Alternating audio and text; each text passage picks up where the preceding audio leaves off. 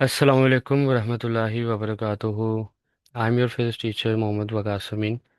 तो कैसे हैं आप लोग बेटा? उम्मीद करता हूँ आप सब खैरियत से होंगे और मेरे लेक्चर जो हैं वो अच्छे से समझ रहे होंगे। तो बेटा आज हमने न्यू टॉपिक स्टार्ट करना है, इक्वेशन ऑफ मोशन। अब क्वेश्चन ये है कि इक्वेशन ऑफ मोशन क्या हम हर जगह अप्लाई कर सकते हैं? चलो पहले इक्वेशन ऑफ मोशन देख लेते हैं। ये आपने 9-10 में भी पढ़ी होंगी इक्वेशन ऑफ मोशन। ये बेटा फर्स्ट इक्वेशन ऑफ मोशन है। इसमें ये जो वी एफ है ये फाइनल वेलोसिटी है, वी आई इनिशियल वेलोसिटी है, ए इसमें एक्सेलरेशन है, टी टाइम है। ये आपके पास फर्स्ट इक्वेशन ऑफ मोशन है। फिर सेकंड इक्वेशन ऑफ मोशन में डिस्टेंस है, initial velocity, time, acceleration and time का स्क्वायर। ये आपकी सेकंड इक्वेशन ऑफ मोशन है। फिर थर्ड इक्वेशन ऑफ मोशन में ए एक्सेलरेशन है, एस डिस्टेंस है, ये फाइनल वेलोसिटी का स्क्वायर और ये इनिशियल वेलोसिटी का स्क्वायर। ये आपके पास थर्ड इक्वेशन ऑफ मोशन है। अब बेटा क्वेश्चन ये है कि क्या मैं इक्वेशन ऑफ मोशन हर जगह अप्लाई कर सकता हूँ? नहीं बेटा। इक्वेशन ऑफ मोशन अप्लाई करने की कुछ कंडीशंस है। अगर तो एक सिनेरियो में अगर ये तीन कंडीशन सेटिस्फाई होती हैं तो वहाँ पे आप इक्वेशन ऑफ मोशन अप्लाई कर सकते हैं, अदरवाइज आप इक्वेशन ऑफ मोशन अप्लाई नहीं कर सकते। सबसे पहली कंडीशन क्या है?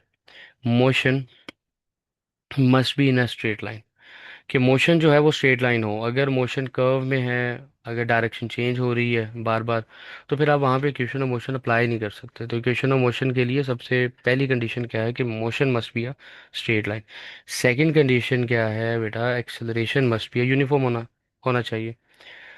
अगर अब बॉडी में एक्सेलरेशन है और वो वेरिएबल है तो फिर अब वहाँ पे इक्वेशन ऑफ मोशन अप्लाई नहीं करेंगे। एक्सेलरेशन क्या होना चाहिए बेटा? कांस्टेंट होना चाहिए, यूनिफॉर्म होना चाहिए। And the last condition is the speed of body must be less than speed of light.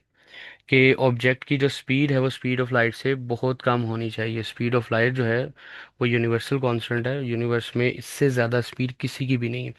अगर आप इमेजिन करें तो इसकी जो वैल्यू होती है बेटा वो होती है 3.0 10⁻⁸मीटर पर सेकेंड। थोड़ा सा इसको अंडरस्टैंड करने के लिए हम इसको ऐसे भी लिख सकते हैं, लाइक 3.0 10⁻⁵ और 10⁻3। इनको मैंने सेपरेट कर दिया। अब 10⁻3 जो है ना उसकी जगह मैं किलो लिख देता हूँ, किलोमीटर पर सेकेंड। और पता है आपको ये 10⁻5 कितनी वैल्यूज बनती है? ये 1 लाख बनती है। तो इसका मतलब है कि ये 3 लाख हो जाएगा अगर मैं 50 लगा दूँ। तो किलोमीटर पर सेकेंड, 3 लाख किलोमीटर। 1 सेकंड में लाइट ट्रैवल करती है, 1 सेकंड के अंदर 3 लाख किलोमीटर। अब इमेजिन करें, ये बहुत ज़्यादा स्पीड है और ये स्पीड जो होती है ये वैक्यूम में होती है। तो ऑब्जेक्ट की जो स्पीड है ये बहुत बहुत कम होनी चाहिए स्पीड ऑफ लाइट से, तभी आप उन पे इक्वेशन ऑफ मोशन अप्लाई कर सकते हैं। मीन्स के जो सब एटॉमिक पार्टिकल्स हैं, लाइक इलेक्ट्रॉन, प्रोटॉन्स, जिनकी स्पीड स्पीड ऑफ लाइट को अप्रोच करती है, तो आप उन पे इक्वेशन ऑफ मोशन अप्लाई नहीं कर सकते। तो बेटा अब कुछ इंपॉर्टेंट पॉइंट्स हैं, लाइक इक्वेशन ऑफ मोशन में डिस्प्लेसमेंट, वेलोसिटी, एक्सेलरेशन, ये जितनी भी हमने फिजिकल क्वांटिटी पढ़ी है एक्सेप्ट टाइम, ये सारे के सारे होते वेक्टर्स हैं। लेकिन हम यहाँ पे इनको डील क्या कर रहे होते हैं? एज अ स्केलर डील कर रहे होते हैं। उसकी वजह सुन लें आप। रीज़न ये है लीनियर मोशन। जब आप स्ट्रेट पाथ में ट्रैवल करते हैं तो डिस्टेंस और डिस्प्लेसमेंट इक्वल हो जाते हैं। मतलब आप देखें ना, ये आपका इनिशियल पॉइंट है, ये आपका फाइनल पॉइंट है, तो यहाँ से लेके यहाँ तक आपने स्ट्रेट लाइन में ट्रेवल किया, तो डिस्टेंस भी यही होगा, डिस्प्लेसमेंट भी यही होगा। ठीक है। तो अब जब हम डिस्प्लेसमेंट को डील करेंगे हैं तो ये वेक्टर, लेकिन डायरेक्शन तो अंडरस्टूड है ना, वो तो है ही स्ट्रेट लाइन। तो फिर हम इसकी मैग्नीट्यूड के साथ जस्ट डील करेंगे। और इसी तरह जितने भी वेक्टर्स होंगे स्ट्रेट लाइन में जो है ना, हम उनको अपनी आसानी के लिए हम उनको एज अ स्केलर डील कर सकते हैं। ये फर्स्ट पॉइंट आपने याद रखना है। सेकंड पॉइंट बेटा, इन इक्वेशन ऑफ मोशन में जो इनिशियल वेलोसिटी की डायरेक्शन होगी उसे हम रेफरेंस लेंगे। देखिए जब भी हम कोई भी ऑब्जेक्ट, कोई भी चीज़ मेजर करते हैं, लाइक हम टाइम मेजर करते हैं या लेंथ मेजर करते हैं, तो लेंथ मेजर करने के लिए हम जीरो को क्या लेते हैं? एक एज अ रेफरेंस पॉइंट लेते हैं। तो हर मेजरमेंट में आपको कोई ना कोई रेफरेंस पॉइंट चाहिए होता है। आप अपनी हाइट मेजर करते हैं तो आप अपने फीट से हाइट मेजर करते हैं, फीट आपका क्या रेफरेंस पॉइंट है। इसी तरह जब आपने इक्वेशन ऑफ मोशन अप्लाई करनी है और बाकी पैरामीटर से भी डील करना है आपने, तो आपने इनिशियल वेलोसिटी की डायरेक्शन के लिहाज से बाकी पैरामीटर्स की डायरेक्शन को डिफाइन करना है। मीन्स वो फिजिकल क्वांटिटीज जिसकी जिनकी डायरेक्शन इनिशियल वेलोसिटी की डायरेक्शन के अलोंग होगी, यानी कि जो इनिशियल वेलोसिटी की डायरेक्शन है वही उन ऑब्जेक्ट, वही उन पैरामीटर्स की डायरेक्शन अगर है तो फिर आप उनको क्या लेंगे, पॉजिटिव लेंगे। लेकिन वो फिजिकल क्वांटिटी जिनकी डायरेक्शन इनिशियल वेलोसिटी की ऑपोजिट डायरेक्शन में होगी तो फिर आप उनको क्या डील करेंगे, नेगेटिव डील करेंगे। मैं आपको एग्जांपल दे देता हूँ। देखिए ये जो बॉल है, आप फॉर एग्जांपल बॉल जो है ना अपवर्ड थ्रो करते हैं, तो इनिशियल वेलोसिटी आपने क्या लेनी है, इसकी इनिशियल डायरेक्शन को as a reference initial velocity positive आएगी। अब जो ग्रेविटी है, ग्रेविटी हमेशा डाउनवर्ड होती है ना, तो ग्रेविटी जब मैं लिखूंगा तो मैं उसके साथ माइनस भी लगाऊंगा।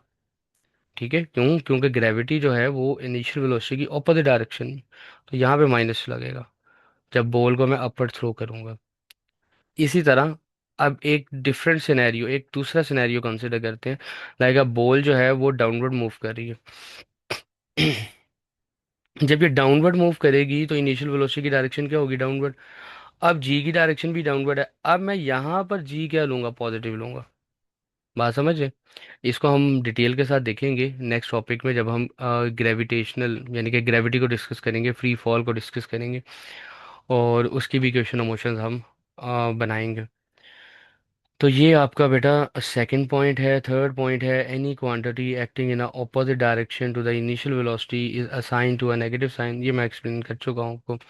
तो बेटा आप इक्वेशन ऑफ मोशन पे चलते हैं ज़रा। फर्स्ट इक्वेशन ऑफ मोशन जो है आपकी है, तो फर्स्ट इक्वेशन ऑफ मोशन में आपने क्या मेंशन करना है, suppose the body moving with the uniform acceleration. देखें उसने पहले ही मेंशन कर दिया यूनिफॉर्म एक्सेलरेशन, और यही तो हमने कंडीशन पढ़ी थी ना कि बॉडी का जो एक्सेलरेशन है वो यूनिफॉर्म होना चाहिए। और ये वर्डिंग भी आपने लिखनी है एग्जाम्स में। फिर वो कहता है अलोंग अ स्ट्रेट लाइन, ये सेकंड कंडीशन भी उसने मेंशन कर दी है, with an initial velocity v i. ठीक है, एक बॉडी है इनिशियल वेलोसिटी के साथ मूव कर रही है, let's its velocity changes from v i to we f. अब वेलोसिटी चेंज होगी, वेलोसिटी चेंज हो गया in a time t, mean acceleration produce होगा। Then the acceleration produce in the body during this time interval is. अब आपने क्या find out करना है बेटा, इक्वेशन एक्सेलरेशन ही, एक्सेलरेशन वाली इक्वेशन ही यूज़ करेंगे आप, लेकिन वहाँ से आपने equation of motion, first equation of motion prove करनी है। तो बेटा एक्सेलरेशन का फार्मूला आपने पढ़ा है, V F minus V I divided by T. T को आप दूसरी साइड पे ले जाएं, एक एक्सेलरेशन के साथ क्या होगा, मल्टीप्लाई। ये हो जाएगा A T is equal to we F minus V I. Final velocity को आपने क्या बनाना है, सब्जेक्ट बनाना है। फाइनल वेलोसिटी को सब्जेक्ट बनाए, इनिशियल वेलोसिटी दूसरी साइड पे ले जाए। इनिशियल वेलोसिटी माइनस की या दूसरी साइड पे जाके प्लस की हो जाएगी, और ये इक्वेशन बन जाएगी V I plus A T.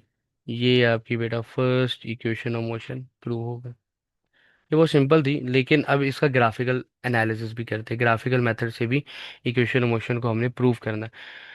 अब ग्राफिकल मेथड पे जाने से पहले कुछ इम्पोर्टेंट बातें हैं बेटा, कुछ इंपॉर्टेंट पॉइंट्स हैं ग्राफ से रिलेटेड। थोड़ा सा मैं ग्राफ के बारे में आपको बता दूं। ग्राफ क्या होता है बेटा, दो लाइंस परपेंडिकुलर इंटरसेक्ट होती हैं, और जिस पॉइंट पे ये इंटरसेक्ट होती है उस पॉइंट को आप ओरिजिन कहते हैं।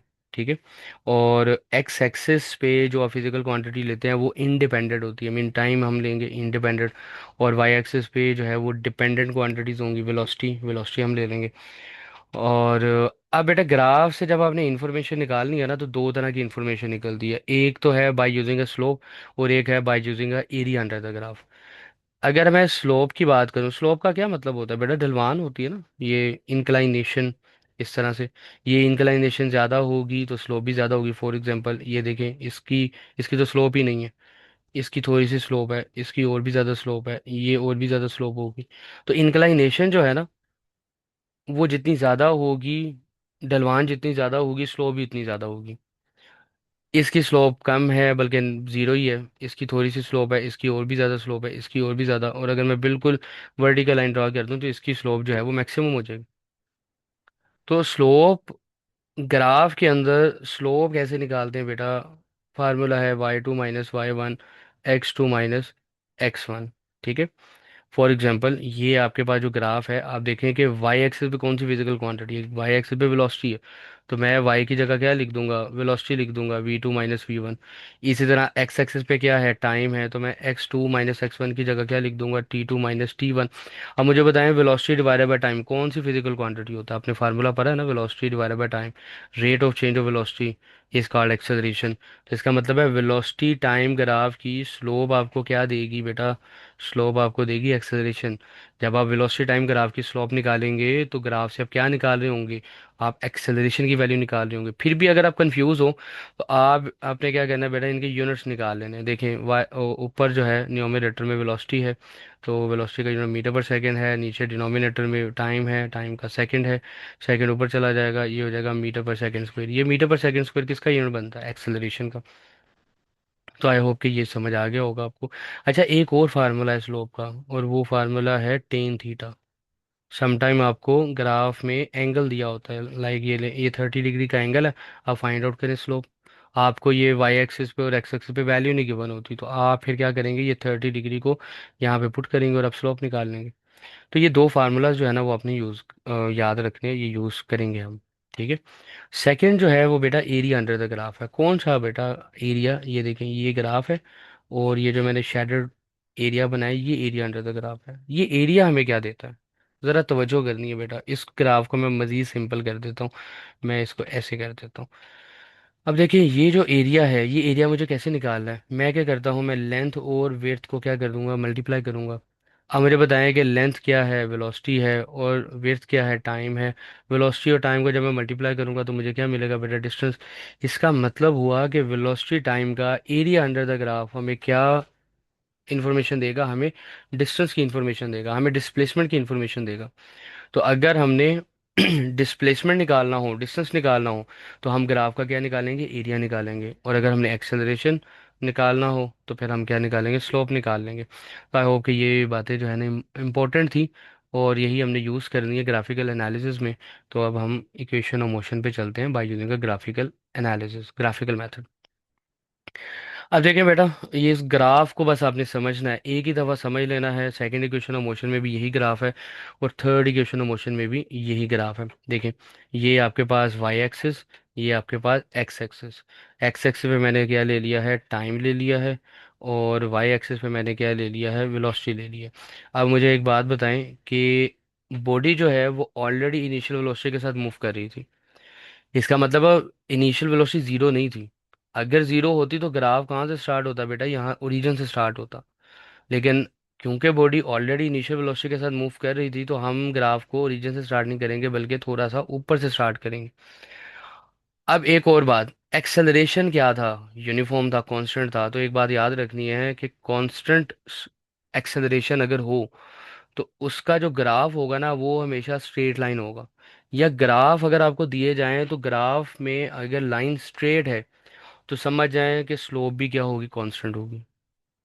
लाइन स्ट्रेट है, जैसे कि यहाँ पे देखें ना, ये लाइन बिल्कुल स्ट्रेट है, तो इसका मतलब है कि इस ग्राफ की स्लोप क्या होगी, कांस्टेंट होगी। और अगर आपको कांस्टेंट स्लोप का ग्राफ बनाने को दिया जाए तो आपने स्ट्रेट लाइन ही बनानी है, इस तरह से कर्व लाइन नहीं बनानी। कर्व लाइन का मतलब है कि स्लोप कांस्टेंट नहीं होगी। ठीक है, ये एक शॉर्टकट बता रहा हूँ मैं आपको। अच्छा, कांस्टेंट स्लोप के साथ बॉडी मूव की, आफ्टर सम टाइम उसकी जो वेलोसिटी होगी वो क्या होगी, फाइनल वेलोसिटी होगी। अब हमने वेलोसिटीज कैसे निकालेंगे, ये देखें, ग्राफ से आप वेलोसिटी को ज़रा देखेंगे कि वाई एक्सिस पे कौन सी वैल्यू, यहाँ से ये देखें, ये वैल्यू जो भी होगी ना यहाँ पे वेलोसिटी की, यहाँ पे ये हमें देगी फाइनल वेलोसिटी। और फिर टाइम कैसे निकालेंगे, टाइम हम देखेंगे इंटरसेक्ट इसको करेंगे किसके साथ, एक्स एक्सिस के साथ, यहाँ से मुझे टाइम मिल जाएगा। तो इस तरह से मैं वैल्यू निकालूंगा। अब ये बातें अगर समझ आ गई हैं बेटा, तो अब ज़रा तवज्जो करें कि हमने क्या निकालना है। हम पहले इनको कुछ वैल्यूज असाइन कर देते हैं। यहाँ पे देखें, ये ओ ए किसके इक्वल है, ओ ए जो है ना ये होगा इनिशियल वेलोसिटी के equal. B D, B D किसके इक्वल है बेटा, बी डी जो है वो फाइनल वेलोसिटी के इक्वल है। या ओ और D, O D, O D कह लें या ए सी कह लें, ओ ओ डी या फिर ए सी, ये किसके इक्वल है, ये टाइम के इक्वल है। हमने क्या फाइंड आउट करना है बेटा, हमने इक्वेशन ऑफ मोशन प्रूव करनी है, फाइनल वेलोसिटी हमने निकालनी है, फाइनल वेलोसिटी को सब्जेक्ट बनाना है। तो हम क्या करेंगे बेटा, एक इक्वेशन बनाएंगे, ज़रा तवज्जो करें, ये देखें, ये बी है और ये डी है। पी डी को मैं ऐसे लिख सकता हूँ बेटा, बी डी जो है वो D C plus C B के इक्वल होगा। यानी डी सी को और सी बी को अगर मैं सम करूँ तो मेरे पास टोटल क्या आ जाएगा, बी डी आ जाएगा। तो मैं इसकी एक इक्वेशन बना लेता हूँ, ये देखें, ये B D is equal to D C plus C B. अब मुझे पता है बी डी किसके इक्वल है, बी डी तो बेटा फाइनल वेलोसिटी के इक्वल है, तो बी डी की जगह मैं फाइनल वेलोसिटी पुट कर दूंगा, is equal to D C. D C किसके इक्वल है ज़रा, ये देखें डी सी, ये रहा डी सी। डी सी ओ ए के इक्वल है, तो ओ ए किसके इक्वल है बेटा, वो है इनिशियल वेलोसिटी के इक्वल है, तो डी सी की जगह मैं इनिशियल वेलोसिटी पुट कर दूंगा plus C B. C B की वैल्यू मुझे मेजर करनी पड़ेगी क्योंकि सी बी की वैल्यू कोई मेंशन ही नहीं यहाँ पर। तो ये बेटा ये सी बी आ जाएगा एज इट इज। अब ये सी बी है क्या, ये हम इसके लिए, इसको निकालने के लिए हम क्या यूज़ करेंगे, ये देखें, ये जो आपके पास राइट एंगल ट्राइंगल बन रही है, इसका जो वर्टिकल साइड है बी सी, वो बी सी बन रहा है वर्टिकल साइड, और मुझे ये वर्टिकल साइड निकालनी है। तो मैं कैसे निकालूंगा बेटा, बाय यूजिंग अ स्लोप। इसको मैं कह देता हूँ इक्वेशन नंबर वन। अब ज़रा स्लोप का फार्मूला याद करें ज़रा, टेन थीटा। टेन थीटा किसके इक्वल होता है बेटा, sine theta over cos theta, यहाँ फिर मैं इसको ऐसे लिख सकता हूँ, परपेंडिकुलर ओवर बेस। अब ग्राफ में परपेंडिकुलर क्या था, परपेंडिकुलर तो बीसी था, और बेस क्या है, वो एसी है। ये देखिए, ये ए और ये सी, बेस एसी है। तो बेटा मैं ये वैल्यू पुट कर दूंगा, परपेंडिकुलर क्या है बेटा, बीसी, और बेस क्या है बेटा, बेस है एसी। अब ये क्योंकि वेलोसिटी टाइम ग्राफ है, वेलोसिटी टाइम ग्राफ की स्लोप हमें क्या देगी बेटा, एक्सेलरेशन देगी। और बीसी की जगह, बीसी तो हमने फाइंड आउट करना है, बीसी तो एज इट इज रहेगा। एसी किसके इक्वल है बेटा, टी के इक्वल है, टी दूसरे पे ले जाए तो बीसी किसके इक्वल हो गया बेटा, एटी के इक्वल हो गया। ये नहीं, ये वैल्यू आ गई आपकी। अब बेटा ये जो बीसी की वैल्यू एटी निकाली है, ये आप कर दें इस इक्वेशन नंबर वन में पुट कर दें, ये देंगे सीबी की जगह, सीबी कह लें या बीसी कह लें।